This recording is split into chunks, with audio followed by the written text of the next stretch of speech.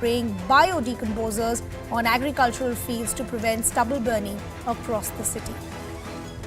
Russia's President Vladimir Putin has declared martial law in the 4 Ukrainian regions that he attempted to annex.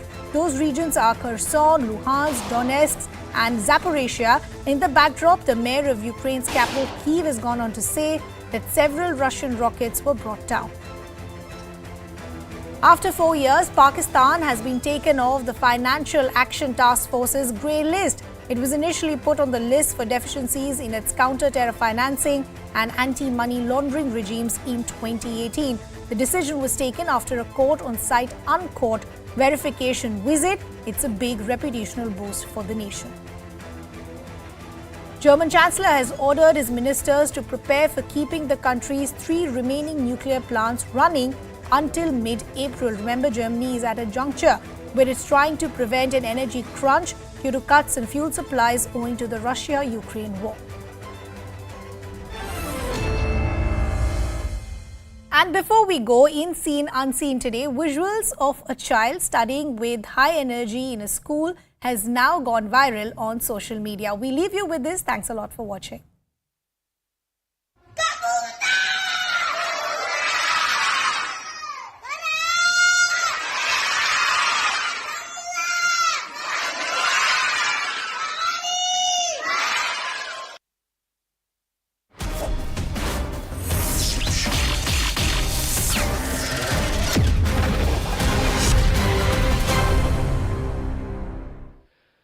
Namaste. Call it fate, call it coincidence, or just how it is supposed to be. But every time we want to listen to the Honorable LG, Shri Manoj Sinha, somehow I find myself in front of him, and he is kind enough to give us the time. From the time he has taken charge as the Honorable LG of Jammu and Kashmir, there has been an unwritten exchange between us that every 3 to 6 months we will meet to understand and get a check of how things are progressing in Jammu and Kashmir. So Manoj Sinha ji, वो प्रकरण अब भी चल रहा है, तो आपका बहुत बहुत धन्यवाद. आभार आपका बहुत बहुत. अब जब हम बात कर रहे हैं तो ऐसे समय पे बात कर रहे हैं कि दीपावली को कुछ ही दिन बचे हैं, लेकिन एक अलग तरीके का माहौल बनाने की कोशिश फिर से यहाँ शुरू हो चुकी है, कवायद शुरू हो चुकी है, जहाँ खासकर जो देश के अन्य इलाकों से आए हैं और यहाँ पर जो स्थानीय कश्मीरी हिंदू हैं, कश्मीरी पंडित हैं, उन पर अटैक करने की कोशिश की जा रही है. वहीं से शुरू करते हैं. आप कैसे देखते हैं इसको? आपने इस पर बयान दिया है, पर कुछ लोग इस पर और कुछ कहने की बात कर रहे हैं, तो मैं आपसे वही पूछना चाहूंगा. वास्तव में ये एक दुर्भाग्यपूर्ण घटना है और मैं इसको धर्म के नजरिए से नहीं देखता, क्योंकि अगर पीछे के आंकड़ों में आप जाएंगे, ये सच है कि टारगेटेड किलिंग्स हुई हैं कश्मीरी पंडितों की, कुछ हिंदुओं की, लेकिन कई मुसलमान भी मारे गए. आतंकवाद का कोई धर्म नहीं होता है. और कल एक कार्यक्रम में मैंने एक बात कही थी, मुझे लगता है कि आपके बीच मुझे दोहराना बड़ा जरूरी है उस बात को. तालिबान का एक कमांडर था और बड़ा कुख्यात था. हत्या करने में उसको कोई संकोच नहीं होता था, कहीं भी करता था. मंदिर में, मस्जिद में, मातम में भी वो हत्या कर देता था, अस्पताल में, स्कूल में. उससे किसी ने पूछा कि ये तुम विवेकहीन हत्या करते हो, क्या तुम्हें ये नहीं लगता कि तुम्हारे बारे में पब्लिक ओपिनियन बड़ी खराब हो रही होगी? उसने जो जवाब दिया, उसने कहा कि देखिए, हम सड़क नहीं बना सकते, हम स्कूल नहीं बना सकते, हम अस्पताल नहीं बना सकते, हम लोगों में सेंस ऑफ सिक्योरिटी पैदा कर सकते हैं. और वो हमारी पद्धति ये है कि पहले सेंस ऑफ इनसिक्योरिटी पैदा करना, ताकि लोगों को ये लग जाए कि जब तक तालिबान का शासन नहीं होगा सुरक्षित नहीं है. यहां भी कुछ लोग लंबे समय से इसी कोशिश में लगे हैं कि भारत सरकार जितना कर ले, जम्मू कश्मीर प्रशासन जितना कर ले, जब तक कश्मीर हमारे साथ नहीं मिलेगा तब तक अमन चैन नहीं आएगा. ये बेसिक थियरी मुझे लगता है देश को और कम से कम यहां के लोगों को समझना बड़ा जरूरी है. एक भट्ट साहब की हत्या हुई, उत्तर प्रदेश के 2 हमारे मजदूर भाई मारे गए. मैं मानता हूं कि मौत का कोई मुआवजा नहीं होता है। प्रशासनिक तौर पर जो भी उनके परिवारों की देखभाल करनी है वो हम करेंगे, लेकिन ये सच है कि पहले की तुलना में अगर देखेंगे आप तो सिक्योरिटी सिनेरियो काफी बेहतर हुआ है। लोगों की अपेक्षाएं हमसे बढ़ गई जी। अगर पहले का मानक होता जब 36 लोग एक दिन मार दिए जाते थे, उसकी कोई चर्चा नहीं होती थी, वे लोग भी आज सवाल पूछ रहे हैं। अब देश की और सामान्य आदमी की जम्मू कश्मीर में हमसे अपेक्षा है कि एक भी घटना नहीं होनी चाहिए। देश के प्रधानमंत्री श्री नरेंद्र मोदी हैं, ये कैसे हो सकता है? कुछ लोग अनावश्यक रूप से ये सवाल उठाते हैं कि 370 और 35 से जब खत्म हुआ था तो ये आश्वासन दिया गया था कि आतंकवाद समाप्त हो जाएगा। मैं अगर आपसे जिम्मेदारी से बात कहना चाहता हूं कि 5 अगस्त 2019 को 370 समाप्त हुई, उसके 3 साल पहले और 5 अगस्त 2019 के बाद के 3 साल के आंकड़ों को आप देखेंगे तो इनोसेंट किलिंग्स या नागरिकों की हत्या में लगभग आधी गिरावट आई है। सुरक्षा बलों की किलिंग्स में 55% गिरावट आई है। लेकिन एक बड़ा परिवर्तन, जो पड़ोस के इशारे पर हड़ताल होती थी, बंदी होती थी, पत्थरबाजी में 69 लोग मारे गए थे जी, बिजनेस प्रतिष्ठान नहीं चलते थे, पूरी 3 जनरेशन पढ़ाई से वंचित हो गई हमारे नौजवानों की, वो सब पूरी तरह से नियंत्रित है। आगजनी की घटनाएं, क्या क्या नहीं होता था, वो बंद हो गया है जी। एक ये चुनौती है जिसे हमें पार पाना है। हमारे सुरक्षा बलों ने बहुत ही बेहतर प्रदर्शन किया है। अगर मैं इन 10 महीनों की बात करूं तो 162 आतंकवादी, जिसमें लगभग 39-40 फॉरेन टेररिस्ट मारे गए, संख्या उनकी आधी हो गई जी।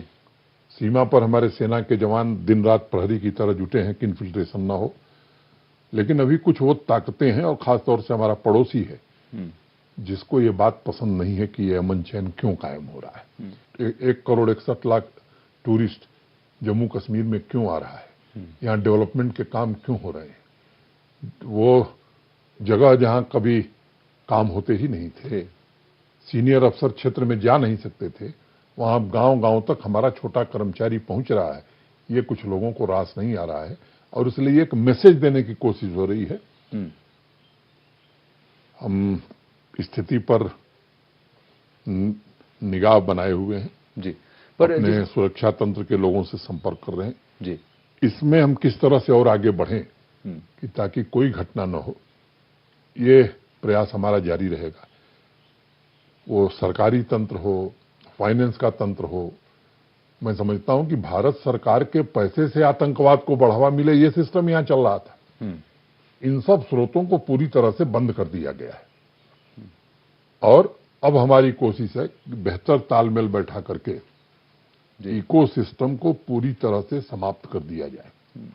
और मैं बार बार एक बात कहता हूं कि शांति खरीदने में हमारा विश्वास नहीं, शांति स्थापित करने में विश्वास है। और मुझे एक बात आपको और बतानी है और आपके माध्यम से देश भर के लोगों को बतानी है कि जहां हम आतंकवाद और आतंकवादियों और उनके पनाहगारों के खिलाफ सख्त हैं, वहीं ये भी निर्देश हम सुरक्षा बलों को दिए हैं, किसी भी निर्दोष व्यक्ति के खिलाफ कोई कार्रवाई नहीं होनी चाहिए। और मुझे संतोष इस बात का है कि अभी तक किसी घटना में किसी निर्दोष व्यक्ति के खिलाफ गोली नहीं चली है।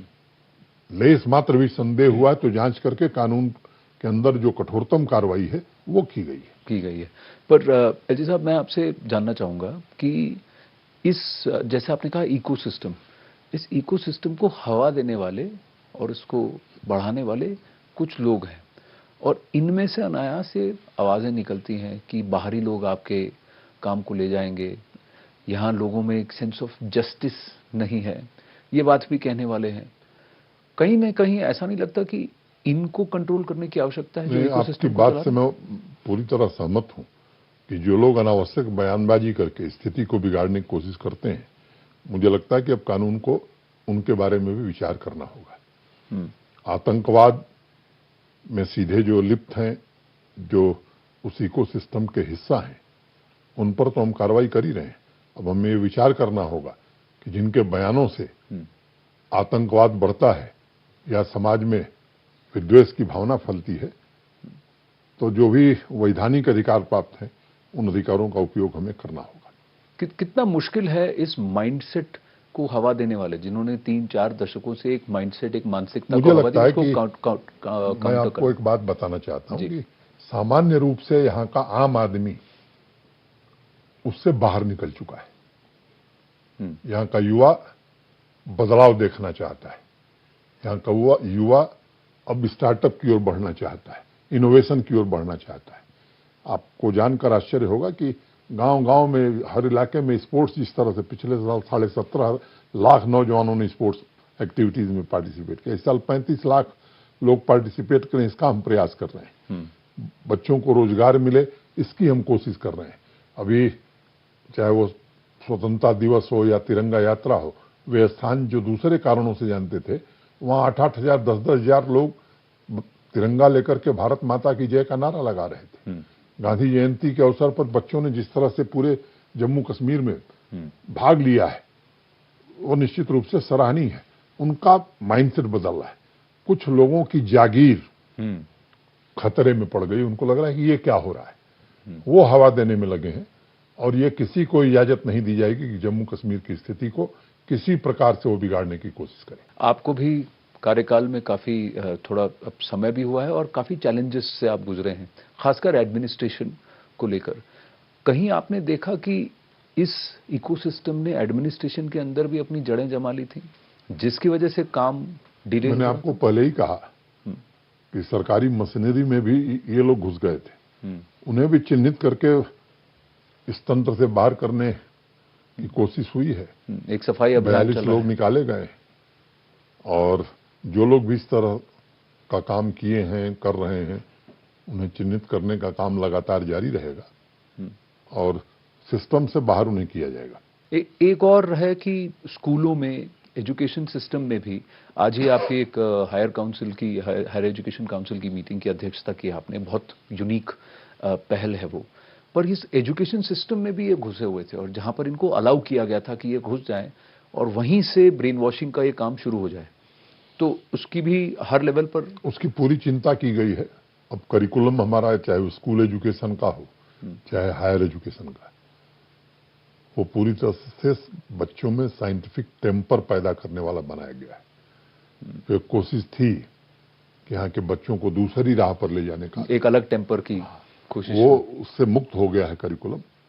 और उस क्षेत्र में भी जो मानिंद लोग हैं, विशेषज्ञ इन क्षेत्रों के, वो दृष्टि में है। और मैंने कहा कि वो कोई भी क्षेत्र हो जो आतंकवाद या उससे संबंधित गतिविधियों को बढ़ाने में मदद करेगा, कानून अपना काम करेगा। मैं श्रीनिवास जी से बात कर रहा था, DARPG के जो सेक्रेटरी हैं, डिपार्टमेंट ऑफ एडमिनिस्ट्रेटिव रिफॉर्म्स, और हाँ, तो वो जम्मू कश्मीर का जिक्र कर रहे थे। वो कह रहे थे ये 200-300 जो ट्रक भर के जाती थी, सेक्रेटेरिएट कंबाइन हो गया, ई-गवर्नेंस की बात कर रहे थे। उन्होंने एक और बात कही कि आप, Jammu and Kashmir is the union territory, is one of the first to complete the district good governance index. जरा इसके बारे में बताइए, ये क्या इनिशिएटिव है और इससे क्या हम लोगों ने डिस्ट्रिक्ट गुड गवर्नेंस, श्रीनिवास जी आए थे, प्रारंभ किया था। आपस के जिलों में हमने कंपटीशन करा दिया है। गुड गवर्नेंस कहाँ है? पुलवामा, जिसकी चर्चा दूसरे कारणों से होती थी, आज वो पहले स्थान पर आया है। 10 पैरामीटर हैं, 58 मुद्दे हैं जिन पर हम तय करते हैं। तो एक आपसी प्रतिद्वंदिता की भावना से, अस्वस्थ प्रतिद्वंदिता की भावना से जिले काम कर रहे हैं। हम तो उसके नीचे भी जाना चाहते हैं। पंचायत और ब्लॉक लेवल पर भी गुड गवर्नेंस का इंडेक्स हम आने वाले दिनों में लागू करना चाहते हैं। बल्कि बांदीपुरा एक जिला है जहाँ के DC ने अपने यहाँ इसको शुरू कर दिया है, तो पूरे UT में इसे हम फैलाना चाहते हैं। और मुझे लगता है कि ये स्वस्थ कंपटीशन लोगों को प्रेरित करता है अच्छा काम करने के लिए। कहीं ना कहीं आपको लगता है कि ये जो एंटी एलिमेंट्स हैं, जिनका एजेंडा पिछले 30 दशकों से चल रहा था, वो आप इस काम को डीरेल करने की कोशिश अंदर से करते हैं? और क्योंकि उन्हें खुली छूट दी जाती है, आप जानते हैं वो कौन है, लोग जानते हैं वो कौन है, फिर भी वो प्रॉस्पर कर रहे हैं, चाहे किसी भी लेवल पर हो, ये एक इम्पेडिमेंट है, एक हर्डल है? नहीं, स्वाभाविक रूप से मैंने पहले ही जिक्र किया कि हमारे पड़ोसी को भी और उस पड़ोसी के इशारे पर काम करने वाले लोगों को भी ये बात रास नहीं आ रही है। जहां कभी कोई जाता ही नहीं था वहां सामान्य कर्मचारी पहुंच रहा है। स्कूल, कॉलेज, यूनिवर्सिटी रोज बच्चे पढ़ रहे हैं, दुकानें रोज खुली हुई हैं। देश भर से ही नहीं बल्कि देश के बाहर से भी लोग आ रहे हैं। इंडस्ट्रियल इन्वेस्टमेंट आ रहा है। शोपियां और पुलवामा में सिनेमा हॉल चल रहे हैं। श्रीनगर में जो उद्घाटन मल्टीप्लेक्स शुरू हो गया है। बाकी जिलों में भी ये योजना है कि इन्हें जल्दी से जल्दी शुरू किया जाए। तो इन लोगों को ये बात पच नहीं रही है, ये कोशिश कर रहे हैं। कुछ और लोग भी हैं जिनको लग रहा है कि साहब ये क्या हो रहा है, तो वो भी किसी न किसी रूप में डिरेल करने की कोशिश करते हैं। लेकिन मुझे लगता है कि सामान्य आदमी का जब भरोसा है तो हम इस काम को आगे बढ़ाएंगे और मुकाम तक पहुंचाएंगे। पाकिस्तान की जो FATF की जो ग्रे लिस्ट से बाहर निकलने की एक प्रक्रिया है, उसका लगता है आपको जम्मू कश्मीर पर कोई असर पड़ेगा, या कहीं ना कहीं आपको एक कंसर्न है कि बहुत सारी चीजें जो आपने अब यहाँ भी लोगों को समझ में आ रहा है कि हमसे सटा हुआ वो इलाका जहाँ बिजली के कभी कभी दर्शन होते हैं, लोग बीमार होते हैं तो दवा का प्रबंध नहीं है, एम्बुलेंस दिखती ही नहीं है, जहाँ की इकॉनमी आज पूरी तरह से चरमरा गई है, भोजन के लिए भी और वस्त्र के लिए भी पर्याप्त इंतजाम नहीं है, तो यहाँ भी लोग इस बात को समझ रहे हैं। मुझे लगता है कि इस पर दुनिया की भी नजर है कि कौन सा देश आतंकवाद को बढ़ाने में मदद कर रहा है, और हमारा विदेश मंत्रालय इन सब चीजों पर सतर्क निगाह लगाए रहता है और तदनुरूप कार्रवाई भी करता है। अब जरा जम्मू की बात करते हैं, क्योंकि जम्मू में मैं गया था और स्मार्ट सिटी का काम काफी जोरों से चल रहा है। वहां पर कई लोगों की बहुत सारी डिमांड्स हैं, रिक्वेस्ट हैं। सबसे बड़ा उनका इशू ये है कि वहां पर जो सेटलमेंट्स हुई हैं, जो फोर्स्ड सेटलमेंट्स हुई हैं, जिसकी वजह से स्थानीय परेशान है। वो कह रहे हैं कि जब तक आप इसको क्लियर नहीं करेंगे तब तक एक 2-3 मुद्दे हैं जो जम्मू वासियों ने कहा था, और मैंने उनसे ये वादा किया था कि जब आपसे भेंट होगी तो मैं ये बात आपसे उठाऊंगा। तो सबसे पहले इन सेटलमेंट्स की बात है। 3 मुद्दे हैं। बात मैं आपको बताऊं जी, कि यहाँ के लैंड लॉज बड़े रिग्रेसिव थे और उसमें काफी कुछ हमने बदलाव कर दिया है। जैसे एक कानून था कि अगर आर्चर्ड लगाना है तो रेवेन्यू मिनिस्टर की परमिशन लेनी है, काटना है तो भी लेनी है। तब लगाने के लिए जम्मू कश्मीर में किसी को परमिशन की कोई जरूरत नहीं, काटने के लिए है। 4 कैनाल से कम जमीन है तो आप हाई डेंसिटी प्लांटेशन नहीं कर सकते हैं। एरिया वाइज भी डिस्क्रिमिनेशन करने की कोशिश, सब खत्म कर दिया है। लेकिन लैंड लॉज में जैसे गैर मुमकिन खड्डे, जहां 50 साल से पानी नहीं गया, वहां भी जो भूस्वामी है, जमीन का मालिक, वो कुछ नहीं कर सकता था। उस कानून को भी बदला है। जो लोग 47 में आए उन्हें कुछ जमीन भी दी गई, अधिकार भी दी गई। 65 के बाद जो लोग आए उनकी कठिनाई से मैं वाकिफ हूं। उसका गहन अध्ययन करके उसका तरीका क्या हो सकता है, इस पर हमने एक दिमाग बना लिया है और मैं उनको भरोसा देना चाहता हूं कि शीघ्र उनकी समस्याओं का समाधान हम करेंगे। रोहिंग्यास को लेकर भी कंसर्न्स हैं, क्योंकि उनको वहां जबरदस्ती बसाया गया। जब उन्हें बसाया गया और उनके वहां रहने से स्थानीय को लगता है कि एक लॉ एंड ऑर्डर सिचुएशन पिछले वर्ष एक अभियान चलाया गया था और मुझे लगता है कि जम्मू कश्मीर की जमीन, जम्मू कश्मीर की नौकरी जम्मू कश्मीर के लोगों की है, और बाहर के लोग आएंगे तो स्वाभाविक रूप से दूसरे देशों के लोग आकर के बसेंगे तो कठिनाई होगी। जो लोग 47 में आए, 65 या उसके बाद आए, पूरे देश ने उनको जिस तरह से स्वीकार किया, जम्मू कश्मीर को भी उसी तरह स्वीकार करना चाहिए और उनको वो सब हक और अधिकार 5 अगस्त 2019 के बाद देश की संसद ने दिया है, वो इन लेटर एंड स्पिरिट लागू हो, इसकी हर व्यवस्था की जाएगी। आखिरी 2-3 प्रश्न हैं एलजी साहब। फर्स्ट, कि जम्मू का इम्बैलेंस रहा है हिस्टोरिकली, क्योंकि जमीन और भूभाग देखें तो वो बड़ा है लेकिन डेवलपमेंट इंडेक्स पे वो डाउन था, तो क्या उसको बैलेंस करने की कोशिश हो रही है? देखिए, एक उस पूरे डिस्ट्रिक्ट ये जम्मू के लोगों की शिकायत रही है कि उनके साथ नाइंसाफी हुई है, बजट में भी, डेवलपमेंट में भी। तो एक बात तो मैंने बहुत पहले कहा था आते ही कि जम्मू और कश्मीर दोनों हमारी 2 आंखें हैं और दोनों को बराबर दृष्टि से देखना है।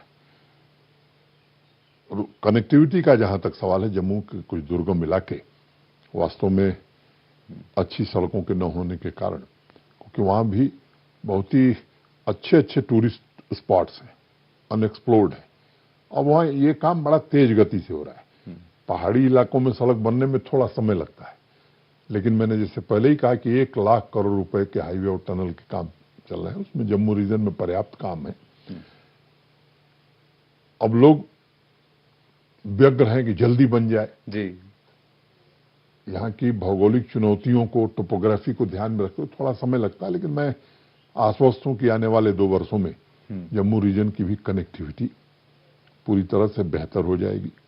लगभग हर हाईवे पर या कटरा से जो दिल्ली सब पर काम शुरू हो गया है। जो हमको फैसिलिटेट करना है वो हम कर रहे हैं। कनेक्टिविटी के बाद जम्मू में भी टूरिज्म बढ़ेगा। जी, टूरिज्म पे मैं, और इंडस्ट्रियल इन्वेस्टमेंट जिस तरह से आ रहा है, जी, जो न्यू इंडस्ट्रियल स्कीम हमारी आई थी, आपको ये बात जानकारी में होगी आपके, कि आज़ादी के बाद से लेकर 1-1.5 साल पहले तक कुल 14-15 हजार करोड़ का इन्वेस्टमेंट आया था। आज हमारे पास 36,000 करोड़ के प्रस्ताव ऑलरेडी हैं, 56,000 करोड़, हाँ। जिसमें से 38,000 की ग्राउंड ब्रेकिंग हम कर चुके हैं। अभी हमने रोक दिया प्रस्ताव, और हमारे पास है जो नई जमीन हमने एक्वायर की है, जो लैंड बैंक बना है, वहां इंफ्रास्ट्रक्चर डेवलप हो जाए, इस काम पर हम फोकस कर रहे हैं। 2-3 महीने में वो काम खत्म होगा तो वो अलॉटमेंट भी करेंगे। कई इंडस्ट्रीज में प्रोडक्शन शुरू हो गया है, तो हम कोशिश कर रहे हैं कि, और जम्मू रीजन में काफी मात्रा में इंडस्ट्री आ रही है, बड़ी बड़ी इंडस्ट्री आ रही है, तो मुझे लगता है इससे रोजगार भी बढ़ेगा, संपन्नता भी आएगी, और आने वाले वर्ष में कश्मीर कन्याकुमारी से रेल से जुड़ जाएगा, तो मुझे लगता है कि ये सब कठिनाइयां भी समाप्त हो जाएंगी। एक बात मैं और बताना चाहूंगा कि अब जम्मू की एयर कनेक्टिविटी जो थी, 4-5 फ्लाइट चलती थी, आज फ्लाइट की संख्या बढ़ रही है। एक छोटा निर्णय हमने किया, वैट कम कर दिया हमने, एयर टर्बाइन फ्यूल पर 1% कर दिया। अब श्रीनगर में 100 से ज्यादा फ्लाइट चल रही है, जम्मू में 40 से ज्यादा चल रही है। आने वाले दिनों में और बेहतर होगी। नए टर्मिनल के लिए जमीन जम्मू में दे दी है, उसका एयरपोर्ट अथॉरिटी टेंडर करेगी तो नया टर्मिनल भवन भी वहां बन जाएगा। श्रीनगर की भी कैपेसिटी हम आगमेंट कर रहे हैं, तो चाहे एयर कनेक्टिविटी हो, रोड कनेक्टिविटी हो, रेल कनेक्टिविटी हो, और आगे मुझे लगता है कि बहुत सारे दुर्गम स्थान हैं जहां रोपवे बनाने का एक अभियान हम शुरू करेंगे।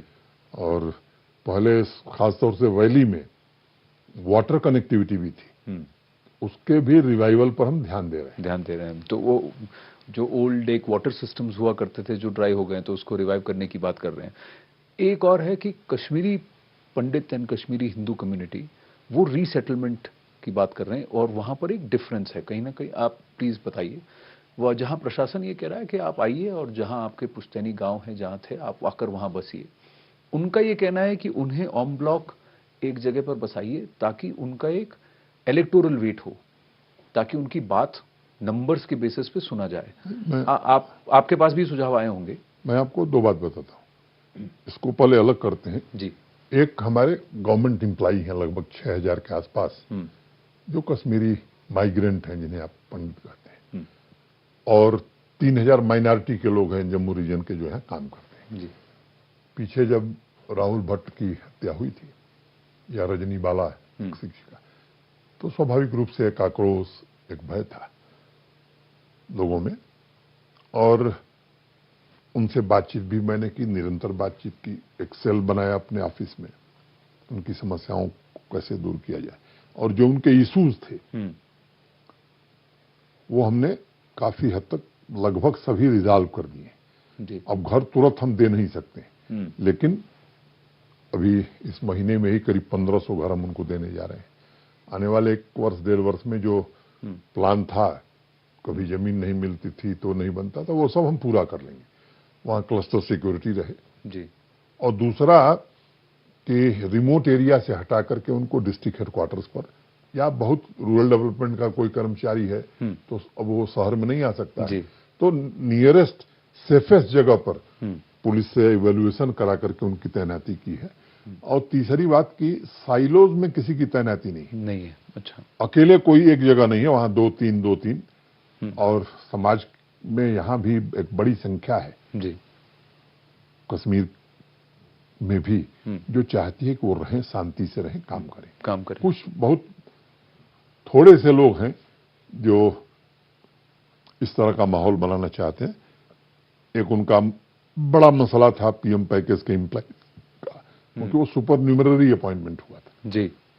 तो उनको एक बात लगती थी कि हमारा प्रमोशन बाकी लोगों की तरह नहीं हो रहा है, तो वो भी हमने कर दिया है। जो डिपार्टमेंट में होने थे वो कर दिए गए। नॉन गजेटेड से जिनको गजेटेड होना था वो पब्लिक सर्विस कमीशन तक जाना था, तो सभी डिपार्टमेंट से अपनी रिकमेंडेशन वहां भेज दी है।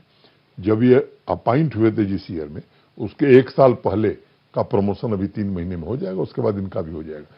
तो उनकी समस्याओं पर हमारी नजर है और पूरे संवेदनशील ढंग से, खासतौर से मैं ये मानता हूं कि जिस एरिया में जो माइनॉरिटी का आदमी है उसके हितों की रक्षा करना ये प्रशासन का प्राथमिक दायित्व है। तो ये हमारा दायित्व है, हम पूरी तरह से संवेदना के साथ उनकी समस्याओं को हल करने का प्रयास करेंगे।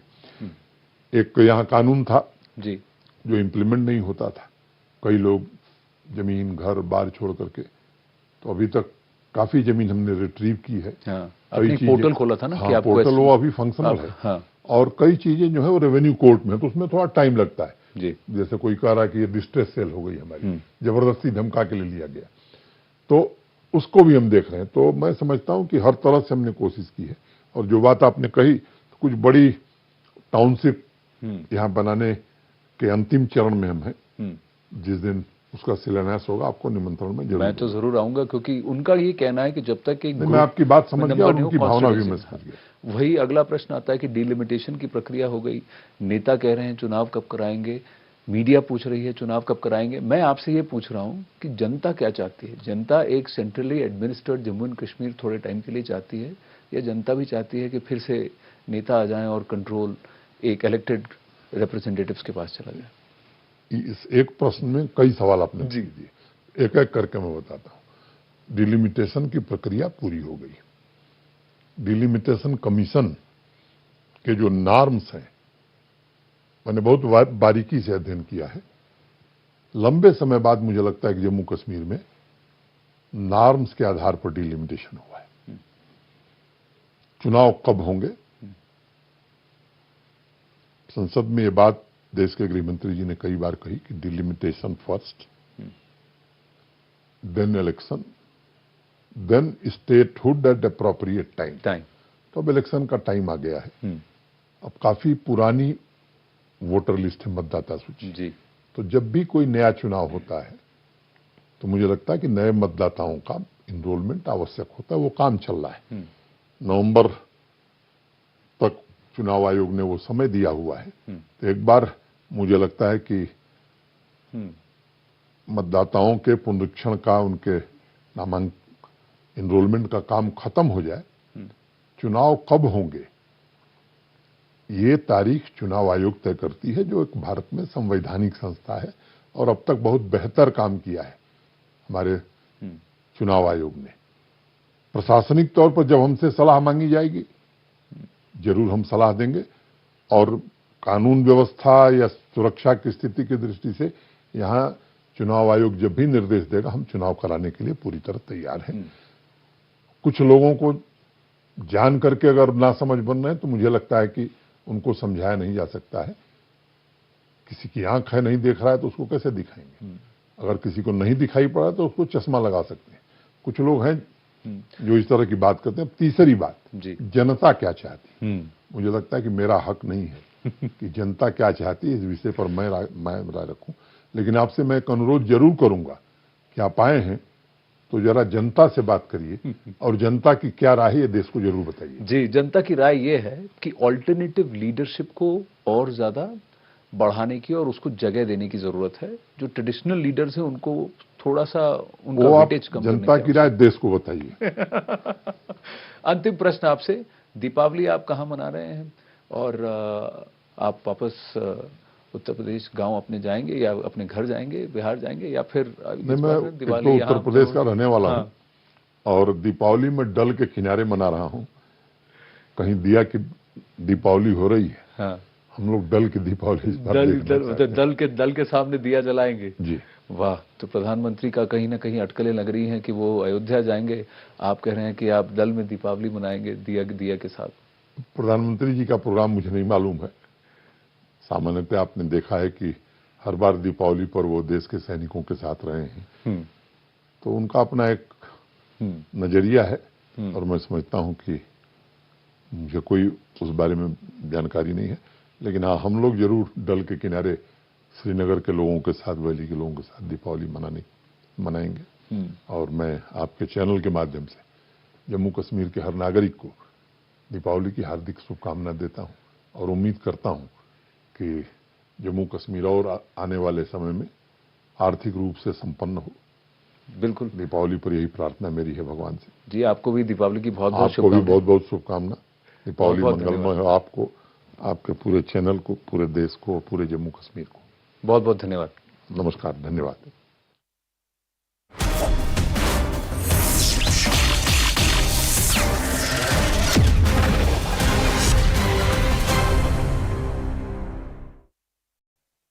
In the last 10, 15, 20 years, I have understood that I need to make changes in the way I feed or I take care of the dogs. Okay. You have to select a place where, because wherever you start feeding the dogs, they start feeding, they feel that that is their territory. So anybody who comes there, they feel threatened, and whatever aggression is there. And obviously people also abuse the animals. So it's both ways, but in a way, animal feeders should also take care the way they feed the animals. And no, if they find that certain I'm sure all of us are dog accustomed to scenes of dogs being fed right in front of society gates. I mean, that is not correct. And that is where the problem is, that if you are going to feed dogs right outside society gates, they're going to think that that is their turf. Let me start with Mr. Chibbar. You heard from the Noida authorities. They come to your society. They have made some assurances. They have said that treatment was meted out to this child. Unfortunately, the doctors could not save him. Are you satisfied with the response of the civic authorities, or do you believe that the civic authorities can do much more when it comes to the menace of stray dogs? Thank you so much, but I'm not the president. I'm the resident of that place. Okay, sure. And we are absolutely satisfied. We are absolutely satisfied with the action plan, because when we complained about the incident, we had the authority guys coming, walking to the gate in next 1 hour. But the problem has been in our society for quite some time long, and we have been facing these problems. We have been raising complaints, but action on ground has not been taken on to the right time. So this time, because we lost a kid, we are all concerned about it, and we are really very, very in a sad situation, and we are trying to do whatever best is possible. But I think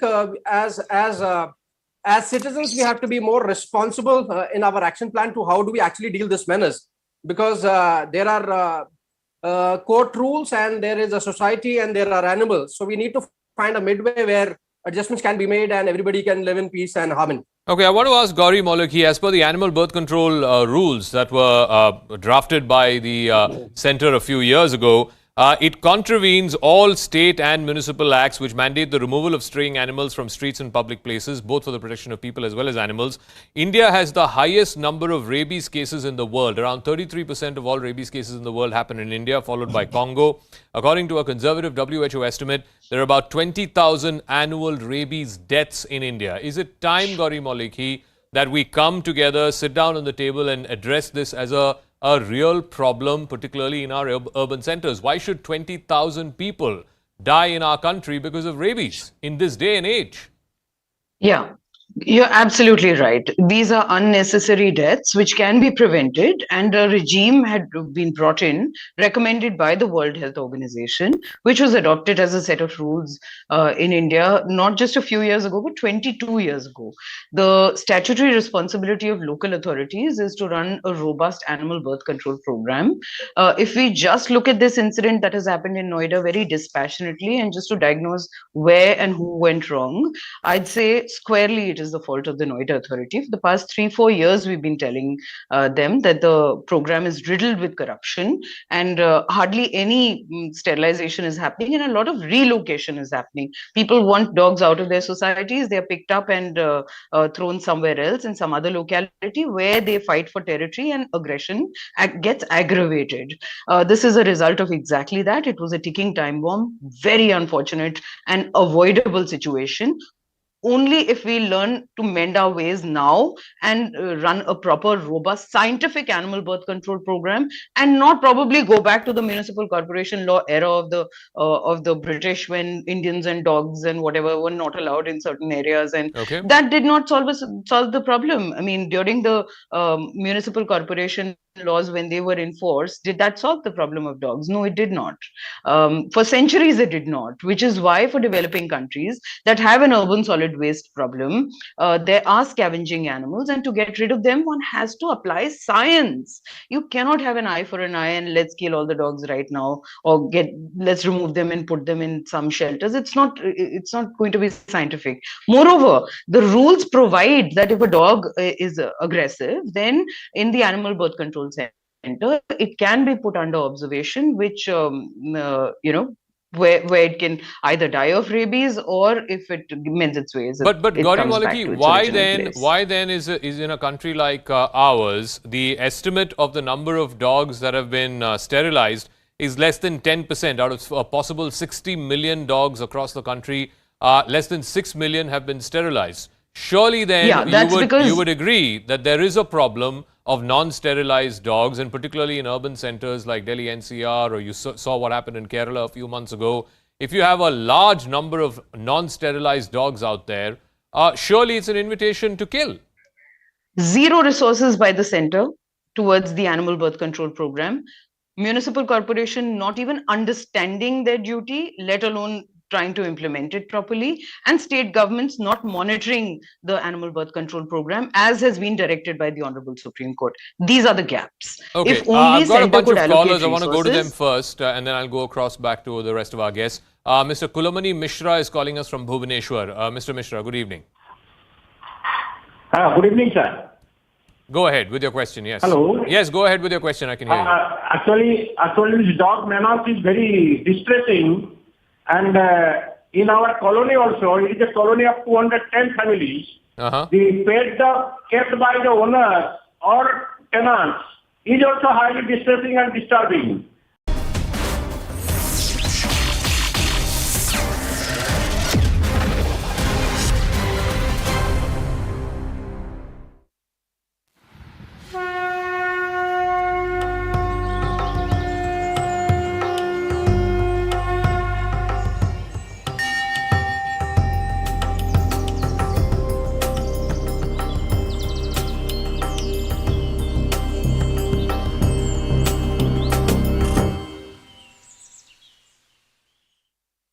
Well, the early morning darshan at Shankaracharya and sunrise with Shiva, that was an amazing experience. And what's happening now is also quite surreal, ladies and gentlemen. We're quite literally on top of the Dal Lake here, and I have with me three very, very prominent Kashmiris with whom I want to have this early morning chat on whether or not we are on the right path.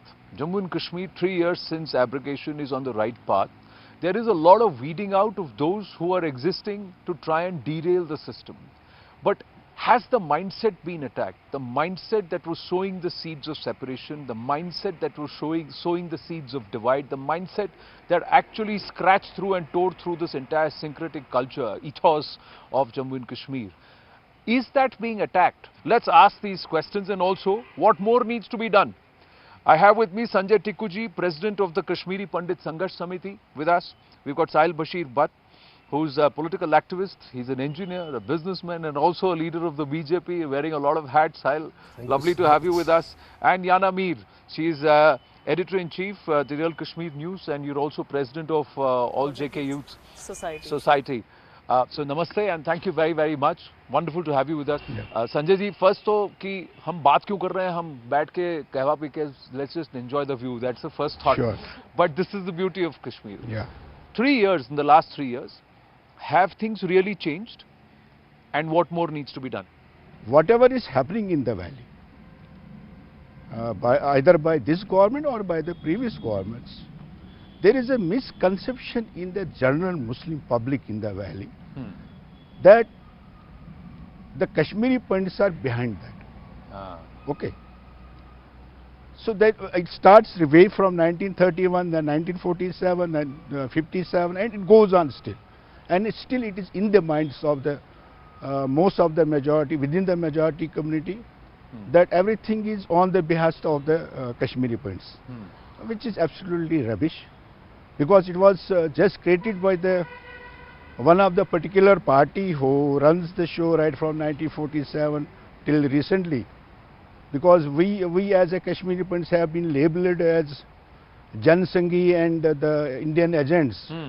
And so the majority were labeled as that they are pro-Pakistani. So only the family which was running the show, they are the only Indians. So we have to do something for this. So अगर आप जैसे कि उन्होंने कहा था जी, अगर आपने ये कहा तो यहाँ पे तिरंगा उठाने वाला कोई नहीं होगा, तो तिरंगा तो हो रहा है, पहले से भी था, आज भी है, कल भी उठेगा। लेकिन ग्राउंड सिचुएशन अगर हम देख लेते हैं, if you see the ground situation, अभी हम डल लेक में है, we are enjoying, tourist are coming here, यात्रीज were more in this year. But if you want really to look into the understand the situation, then you have to come to my home in the downtown, and you have to sit with me at least for 2 days. Then you will feel whether actually the Kashmiri has changed on the ground zero or not. Recently, आपने भी देखा होगा, the country has seen that the signboard of the Hurriyat was brought down. I think the brought down of the Hurriyat Conference Board has not changed the mind of the people. So we have to look inside in our hearts whether they have changed their sentiments, what they were being taught by the right from 1931, correct, 1947, and after that it came the Hurriyat Conference. There was lots of killings of Kashmiri points, Muslim security forces in the early 1990 militancy period. I don't think there is a mindset. तो संजय जी, आप भी तो एक बात कह रहे हैं, आप खुद ही एक बात कह रहे हैं that this is not an easy task. जैसा इन्होंने कहा, इसी सेंचुरी से ले लें और पोस्ट इंडिपेंडेंस के बाद से ले लें, 1947 से बात कर लें, हम अक्टूबर के महीने में हैं, 22 अक्टूबर का दिन सबको याद है यहाँ का, और 27 अक्टूबर का दिन भी याद है। ये सारी बातें जुलाई 1947 में इसको सुलझा लिया जा सकता था, ये बात भी लिखा हुआ है, विदित है, और ये भी किसने कहा, पंडित जवाहरलाल नेहरू ने 1952 में कहा था असेंबली। तो ये सब बातें अब सामने आ गई हैं, पर इस माइंडसेट को चेंज करने की कोशिश की जा रही है या इसको और वक्त लगेगा? ऐसा नहीं है, these seats were sown on the name of K policy since 1947. Okay. And day by day, when all these parties who ruled here for all these 70 years, they were in partnership, I must say, in partnership with the Jamaat-e-Islami, Hurriyat, and across border ISI propagandists. Now these they mind washed the youth of Jammu and Kashmir from last 30 years, and these the seeds of separatism, the seeds of azadi, and the seeds of terrorism, they were sown in their minds. And what was the result? Destruction. But since abrogation of Article 370, what we have witnessed, I may disagree with Sanjay ji on some points. These things never happened before abrogation of Article 370. These things happened now. None of the event happened from last 30 years, although it was all in crossfirings, crackdowns and everything, but never happened these things. Now, अगर हम development की बात करते हैं sir, from last 70 years, there have been few hospitals, few roads, few bridges, few colleges, and but this all changed. साहिल, मैं आपको यहाँ पे एक बात बताऊँ कि कई बार ऐसा होता है कि आप सबसे पहले एक सिविलाइजेशन को अप्रूव करने के लिए और एलिनेट करने के लिए क्या करेंगे? आप पहले उसके एजुकेशन सिस्टम पे अटैक करेंगे, दूसरा वहाँ के लोगों को गुर्बत में रखेंगे या उनको तकलीफ में रखेंगे, और फिर उनको डिनाई करेंगे बेसिक्स, ताकि वहाँ एक अंडरलाइंग एंगर हो, और फिर उस एंगर का जिम्मेदार किसी को ठहराएंगे, तो किसी को विलेन बनाएंगे। वो आपने फौज को बना दिया जो भी यूनिफॉर्म पहन रहा है। तो ये तो एक नैरेटिव सेटिंग बहुत प्यार से इन्होंने किया है, लेकिन अब जो 3 साल में जो चेंज आप कह रहे हैं, माइंडसेट के साथ साथ सबसे ज़्यादा ये है कि आपको आइडेंटिफाई करने की ज़रूरत है कि ये फसाद बोने वाले जो हैं या जहाँ जहाँ इनकी उपज है, इनको आप कैसे निकालेंगे? And is that possible? And do you believe, Yanamir, that there is, see, Dr. Meher is with us, and she'll know more, that what happens in a household and what happens in society, a lot of it is taught inside the household. And in the household, in Jammu and Kashmir and across the board, 50% of our country's population is women. And the nurturer, the guider, everything is the woman. Do you believe that Kashmiri women have also fallen prey to this narrative, and they believe that their children should actually go and pick up the gun and die for this cause of, so-called cause of Azadi, which is all a plant? Have they also been subject to this, or do the women have a different story to tell, but they're just waiting when they can khulke come out and say it? Women have been victims, but not on their own. As this was not what they wanted, obviously, because Kashmiri women are very affectionate, very compassionate. She'll agree with me. And now you spoke about the narrative setting. I would like to tell your audience, and also sir here, the blaming on Kashmiri Pandits, like he said, is a very beautifully decorated narrative. Because, you know, Islam does not, again, she's a PhD in Islam, so she will explain. Islam does not allow you to fight. Now, everybody will be surprised to hear this, because people think Islam is all about fight, jihad. No, jihad just means survival. You're supposed to, self-sustenance. You're supposed to survive. You're supposed to help your old parents survive, your children survive. That's it. Now, Islam only permits you to retaliate. If somebody hits you on the eye, you can retaliate, but you know, forgiveness again is given the first importance. You don't hit first. You never hit first. You're not allowed to hit first. You don't. So when you cannot hit first, obviously that means they have to set a narrative that Hindus are unleashing atrocities on us. Hindus are taking away our rights. Hindus are this and Hindus are that. Now not only Hindus, even non-local laborers are taking away our rights. Demographic change. And who is actually trying to sow these seeds? Now you're asking if has the Kashmiri mindset changed? They never wanted the bloodshed. They never wanted the Kashmiri Pandits to go. But who came on media day before yesterday and said that these killings will continue until we get justice? Who gives these kind of obnoxious statements? They are the ones who are sowing these seeds. It cannot be only the politicians. No, these politicians are also being backed by a system. Yeah. Does it all point back to the Jamaat and those backed by the ISI who are operating out of here, who actually manage the system, Dr. Meher? So, and where do the women stand? Because there are women who believe that what's happening is wrong right now, and what was happening earlier is right. They still believe that the forces are supposed to be sare fasad ki jad, whereas the forces don't even need to be around here if everything is all right. You talk to any Fauji, they'll say, why should we go and interfere in civilian lives? We'd rather do other things. So you have to understand the system. It weighs back to, 89. So this 30 years, now 33 years of proxy war has changed a lot in Kashmir. क्या हुआ? सबसे पहले जो है, जैसे you were saying कि educational systems जो है उनको attack किया गया. तो सबसे पहले schools जलाए गए और schools की replacement में they started developing a system of schools called Falahi-Am Trust and whatnot, all these schools of Jamaat. So in these schools they used to imbibe the seeds of terror and whatnot, wrong narratives, misinformation, disinformation, and this was imbibed in the blood and heart of the children. So incorporating such things in educational systems makes a change. Okay, that not enough. When these Jamaati schools were shut and new schools were created and banned and all, these were the teachers who were deputed and employed in the government institutions, in the universities and other places. So this chain of spreading the narrative, it continued, and it gave roots into this educational system. वहाँ से जो है ये चीज़ जो है ये बहुत ज़्यादा जो है prominent हो गई और इसकी वजह से जो सारे हमारे बच्चे थे जो अब जैसे हम जवान हो गए, हम तक ये जो चीज़ है ये इतना strongly आ गई कि हमें लगा कि Kashmir is all about that. From these last 3 years, there is a tremendous change happening. I was lately, Yana, maybe you were also there. There was this fashion show happening. See, I won't say fashion shows are development. I won't say we have a cinema here now after years and years, it is a development. No, I won't say that. I won't say that we did Ganesh Visarjan, we did Dashera, we did Eid Milad. That is a development. No, I won't say that. But at least the happiness, the index of happiness in the people's minds and heads and lives makes a place a different place to live in. It gives them that jazba to come forward and do something to change the society. So yeah, coming again to your question, the woman. So I won't agree to Yana when she says that all the women didn't want this.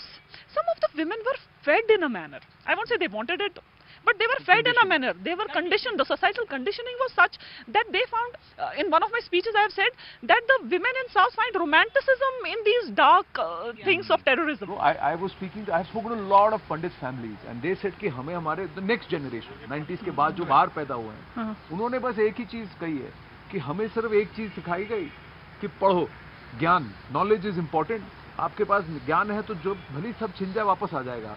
तो आज उनके पास बंगला है, गाड़ी है, सब कुछ है, तो फिर वहां पर लोग बोलते हैं तो पंडित आराम कर रहे हैं यहाँ, इनका तो बढ़िया चल रहा है, इनको कौन सा सफरिंग हुआ है, इनका कौन सा देश छूट गया, ये तो अपॉर्चुनिटी के लिए छोड़ के आ गए Kashmir. So then it hurts them. They said, "Arey, just because we have done something because of our own ability and we have done out of our own thing. How can you turn around and say this?" So then that's another narrative which is fixed कि यहाँ लोग गरीब हैं, यहाँ लोगों को पढ़ाई नहीं है, कॉलेज नहीं है, स्कूल नहीं है, तो कश्मीर में हालात खराब हैं, पंडित तो वहाँ मजे लूट रहे हैं. You see how the narratives have been. Do you agree, disagree that this has happened, and at least has that changed? No, it is happening. It is happening because we started it way back in 1997. Those who left in the valley, we started the yajnas in the temples, and in 1999 there was the first procession of Lord Krishna's birthday. So we started to meet the people, especially the majority community. And after that there was a first Dashera after 19 years, which was organized by the KPSS, and एक पुतला हमने जलाया उस दिन, and government was so much intense कि कहीं कुछ ना हो जाए. But you will be surprised कि जो फिर हमने जो दशहरा बनाया है यहाँ पे till 2017-18 से हम नहीं बना रहे हैं. So there was around 30-35,000 people from the majority community. क्या हम कितने ही हैं कश्मीर में, right? So it was around 1,000 maximum Hindus, Pandits and Sikhs. Rest of them were the majority community. अब जो आपने, मैं एक सवाल इनसे पूछना चाहता हूँ, बेसिकली मैं कल से ये एक महीने से सबसे पूछ रहा हूँ, what is actual Islam?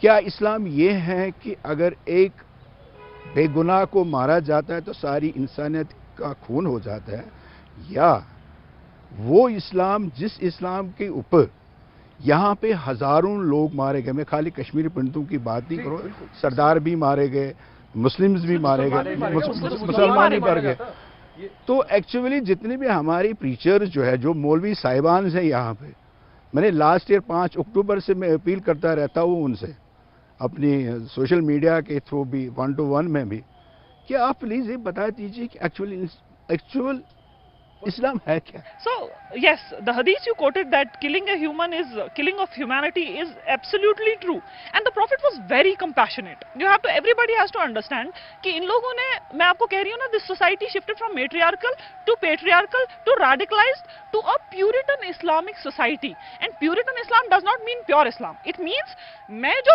Version इस्लाम का मानता हूँ वही सही है, जो मैं बोलूँगा वो सही है, याना काफिर है, साहिल काफिर है, मेहर काफिर है, क्योंकि मैं सही हूं, क्योंकि मैं चाहता हूं कि ये वाला जो फॉर्म है इस्लाम का ये मुझे चाहिए, ठीक है, बाकी मैं छोड़ दूंगा. I will not understand logic, I will not read Quran. इन मुल्लाओं में से कितने सारे मुल्लाओं ने कुरान की पूरी तफसीर पढ़ी है? इन सिविल सोसाइटी के मेंबर्स में कितने सारे लोग हैं जिन्होंने अपने कुरान घर पे ताकच पे नहीं रखे हुए हैं और उसको डस्ट चढ़ती रहती है, फिर 3 दिन के बाद उतार के ऐसे उसको, I am sorry, I am not against religion, I love my religion, but ये लोग फिर ऐसे वो डस्ट ऊपर से साफ करते हैं, फिर आंखों पे लगाते हैं, then they start reading the Arabic version of Quran without understanding. Why don't you understand it? Why don't you read it? Why don't you understand the level of ethics and morals, that are imbibed in Islam? Do you believe that if you need to change things effectively, then those people who actually distorted the narrative, those people who fueled this, those people who allowed this lot a free run, should actually not be given Z+ security but should be put behind bars? There is not a single incident of stone pelting recorded since abrogation of Article 370. Everybody knows. There is not a single Hurriyat leader who gives a shutdown call and every day every family enjoys the holiday. There has been recorded 8 years of holidays, cumulative shutdown since last 35 years. So everybody agrees to this, and there has not been a single hartal call since abrogation of Article 370. Terrorism is being uprooted, weeded out, and hats off to our security forces, especially J&K police, who have been given their blood and life to, eradicate this terrorism. Now, there are some moles in this system, in the political system, जिन्होंने अपनी जड़ें इस मजबूती के साथ लगाई हुई हैं कि वो 1 साल में या 2 साल में हम नहीं काट सकते या कोई भी सरकार नहीं काट सकती, लेकिन उनके खिलाफ काफ़ी केसेस हैं, उनके खिलाफ काफ़ी सबूत है एंड क्योंकि J&K में इट इज़ नॉट, अभी एलजी साहब की एडमिनिस्ट्रेशन है एंड आई विल रिक्वेस्ट कि जिनके खिलाफ भी कोई भी छोटा बड़ा ये आपको है, they should be put behind bars. कहा जाता है कि उनके खिलाफ जितने केसेस हैं वो कहीं डल में, सेंटर में, कहीं फ्रीजर में पड़े हुए हैं, कोल्ड स्टोरेज में। सर इसमें थोड़ा सा मैं क्योंकि निकालने में थोड़ा टाइम, ढूंढने में थोड़ा टाइम लगेगा, लेकिन निकालने में टाइम नहीं लगेगा। मैं ऐड करूं इनमें, इन्होंने कहा कि सबसे बड़ा जो चीज हुई है कि स्टोन पेल्टिंग नहीं हुई। वो सच बात है कि फ्राइडे के दिन यहाँ पे स्टोन पेल्टिंग होती थी, लेकिन ये कोई नहीं जान पा रहा है कि वो स्टोन पेल्टिंग क्यों हो रही थी। ठीक है, एक नैरेटिव ये है कि 500 रुपए देते थे तो वो स्टोन पेल्टिंग के लिए आते हैं। मैं आज की डेट में कह रहा हूँ जितनी भी बीजेपी के यहाँ पे जो कार्डर्स है उनको 1000 रुपए मिलता है, वो इनकी रैली में आते हैं। तो ये मानते क्यों नहीं? That's number 1 point.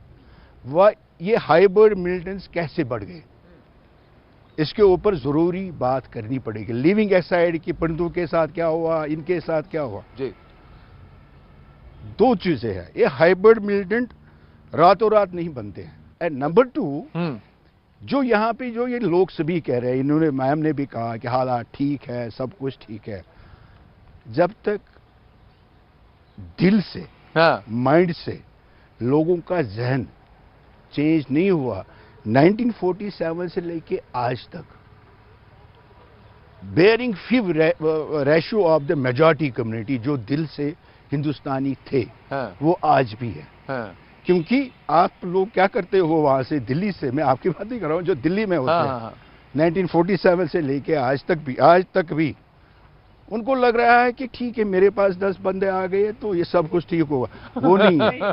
अब हाइब्रिड मिलिटेंसी की जो बात चल रही है, जिसके टारगेट हम हो रहे हैं as on date from 5 October last day, and you will be surprise, 2003 में यहाँ पे मैसेकर हुआ था कश्मीरी पंडितों का, देयर वाज नादी मार्ग मैसेकर। करेक्ट जी, नादी मार्ग, ठीक है जी। But after that, after 18 years, the first casualty of a non-migrant was the Mr. Bidro. लेकिन 2020 में भी 2 कश्मीरी पंडितों को मारा गया जो इनकी पार्टी से थे। But along with that, there was the Muslim sarpanch also who had been killed. Correct. So we see it as those killings as a political killings. ठीक है, तो मुझे ये बताइए 18 साल किलिंग क्यों नहीं हुई कश्मीरी पंडितों की यहाँ पे? So there was a wall created by many peoples along with the KPs living in the valley. ठीक है, वो wall आज की डेट में नहीं है. That's why anybody is लेकिन Sanjay ji, I'll tell you, but that was a false wall. See, because that only. I'll tell you what happened, Sanjay ji. That was not a wall. Biggest question. That was a partnership. That was a partnership which actually broke right now. And what Sanjay ji is telling me, and what few other Kashmiri Pandits are telling me, it's actually what they want. Actually, what they want. They want to. They want them to question this thing. They want them to, seek questions from majority community people that why this didn't happen from last 30 years and now it's happening. It's because of BJP. जो कश्मीर है ना, इसमें सबसे बड़ा business tourism नहीं है, conflict entrepreneurship है। तो ये जो कॉन्फ्लिक्ट एंटरप्रेन्योरशिप है ना, ये फेयर साइकोसिस पे चलती है। और जैसे ही एब्रोगेशन हुआ, संजय जी आपको ही मैं बोल रही हूँ, जैसे ही ये खत्म हुआ तो फेयर साइकोसिस जो है वो फेड होते हुए दिखाई दिया। और जैसे ही फेयर साइकोसिस फेड हुआ, इनकी दुकानें बंद होती हुई दिखाई दी। और जैसे ही इनको लगा कि हमारी दुकानें बंद हो जाएंगी तो दुकानों को खोलने के लिए कुछ तो करना ही था। पंडित्स पे attack was a desperate attempt to keep their shops and businesses running and feed and leech on the blood of Kashmiris. But Sahil, this is another thing, that they have been able to control the narrative abroad. When you have a US envoy going into a place which they have called Azad Kashmir but is not Azad Kashmir and tries to portray a different picture, that means that they have been effective at trying to build the narrative. So the narrative is not just being built in Jammu and Kashmir. The narrative has been built across the world. Why should any nation call it Indian Kashmir? Your blood should boil. But do we have nations, India, the might of India going after any country which says Indian Kashmir? They should dare, they should turn around and say Pakistan occupied Kashmir. And you have a US envoy coming out and saying Azad Kashmir. And we are saying, we are just issuing a very strong objection to it. हमने उनको ये नहीं कहा, the might of 25% of the world's population will come after you if you do that again. We have to adapt that tone, no? वो tone नहीं है, तब mindset change होगा साहिल. आप मानते हैं नहीं मानते हैं? बिल्कुल आनंद जी, बट इसमें एक चीज़ मैं ऐड करना चाहूँगा that globally when we talk about geopolitics and geo-terrorism, the Islam name and the jihad name, it has been used as a weapon for this narrative. Abused as a weapon. Abused as a weapon for this narrative, to build this narrative. और same चीज़ पाकिस्तान ने के policy के नाम पे यहाँ पर भी किया. एंड जो चीज़ उन्होंने बोई है वो हम 2 साल 3 साल में ख़त्म नहीं कर सकते, उसको ख़त्म करने में टाइम लगेगा. एल्स उन्होंने पिछले 70 सालों से वो लोग बोल रहे हैं सिंस इंडिपेंडेंस की, हम लोग बॉर्डर पे तैनात है, तैयार बैठे हैं, आप हमको आवाज़ दो, हम नून चाय नमकीन चाय लाल चौक में पियेंगे. अभी 70 साल में उन्होंने 2 कदम आगे नहीं बढ़ाए और हमारे तो लाखों नौजवान हमने दे दिए. आप ये शुक्र मनाइए कि 1970 के 71 के टाइम में 32 किलोमीटर दूर थे लाहौर से, पीछे बुलवा लिए गए, नहीं तो वहाँ तो हम लोग वहाँ नून चाय पी रहे होते हैं, बात अलग है. But anyway, on that note thank you very much. Wonderful conversation. It was supposed to be a short chat, but वो लंबी बात हो गई है. ये बात और लंबी चलेगी after the roll, but for the moment I have to wind up. Thank you very much. Thank you Anand. Thank you.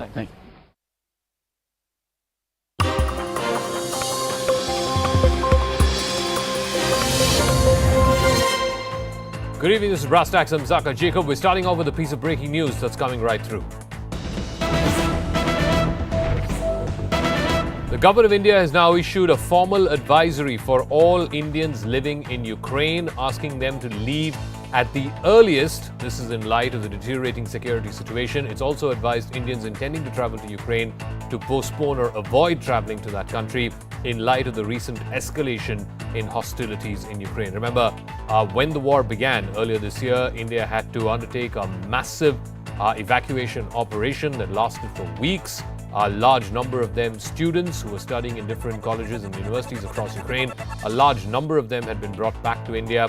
But over the last few weeks and months, some of them had begun to make their way back to these colleges and universities, particularly medical facilities, medical colleges and institutions. But now, the latest advisory on the back of the deteriorating security situation. Abhishek Jha has more details on this from the MEA. Abhishek, why this advisory and why now? So, Zakar, clearly there are 2 reasons at least for which this advisory has been issued. We have seen a week ago, MEA has issued advisory where it has asked Indians not to travel if it is not required to Ukraine. But in the last 2 weeks, we have seen Russian missiles and rockets pounding major cities of Ukraine, including the capital city of Kyiv. This has not been the case in the past few months, and in the, excluding the initial few weeks of war, where Kyiv was also targeted. And this time, again, in the last 2 weeks, we have seen continuous pounding of bombs on Ukraine city of Kyiv and other major cities, and also civilian infrastructures are being targeted. In that scenario, it looks like now the war is being escalated, where civilian infrastructure, major portion of the city and civic bodies and the buildings, colleges, they are also being targeted. And those students who have started to go back to Ukraine, considering that the danger of their life has scaled down, they are again being warned that it is not the right time, and in the escalating situation, they should come back as soon as possible for whatever or whichever mean they can find. They should immediately leave that country because the escalatory nature of the war is moving dangerous. Abhishek, is this advisory by the government of India, by the embassy in fact there in Kiev, also on the back of an understanding or an assessment that this war is going to take a more deadlier turn in the next few days and weeks?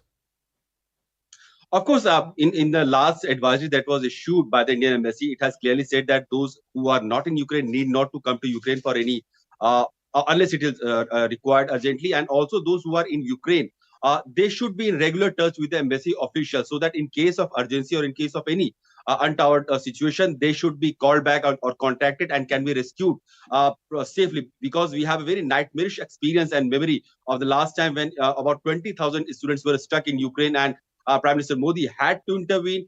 He called Ukrainian President Zelensky and Russian President Putin, and then a window of few hours was created where the shellings were stopped and India could rescue its students very safely from those conflict-ridden region. So that situation should not come back again. To avoid such situation, Indians have been asked to leave Ukraine as soon as possible. All right, Abhishek, we'll leave it at that. Abhishek Jha there with more details of this latest advisory. This one put out by the Indian mission in Kiev, asking those few Indians who are still remaining there or who may have gone back, considering in the last few months how the situation, particularly in Kiev and other cities, had improved. But in the last couple of weeks or so, since that Crimea bridge attack, it has gotten far worse. And now this advisory for all Indian nationals to leave Ukraine as soon as possible. Meanwhile, our big focus here on Brass Tacks this evening, the Congress party has got itself a new president in 80-year-old Mallikarjun Kharge, the first non-Gandhi in 24 years to helm the grand old party. When the votes got finally counted, Mr. Kharge got 7,897